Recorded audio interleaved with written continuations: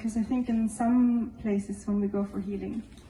there's this idea that you have to feel good during and after, and actually I feel that you can receive less if that's the judgment you put to it, because I come to realize that all the emotions that arises during and after can really be so potent medicine. I believe that I conceived as a result of the Family Constellations and other work that I did. You called me into the space with one other girl to start to represent sisterhood within the space, and as soon as I stepped in the circle, because I'd witnessed one before, I understood that it very much was a story that perhaps the whole room could relate to. So it was more coming into just listening into my body and listening to what I felt within that space, and slowly it unraveled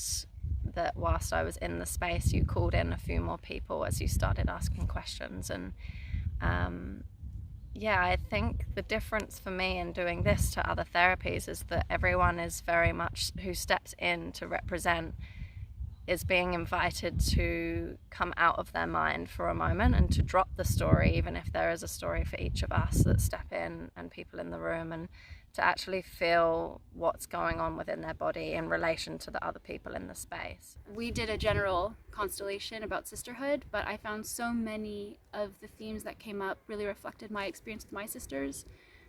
which went along to tell me how universal a lot of these things were. And to hear some of the words that I've always wanted to hear spoken, and to speak a lot of the words I've always wanted to hear but didn't have an opportunity to do in my family. So it really released a huge weight off my shoulders to be a part of this constellation, and I found the process really beautiful and moving.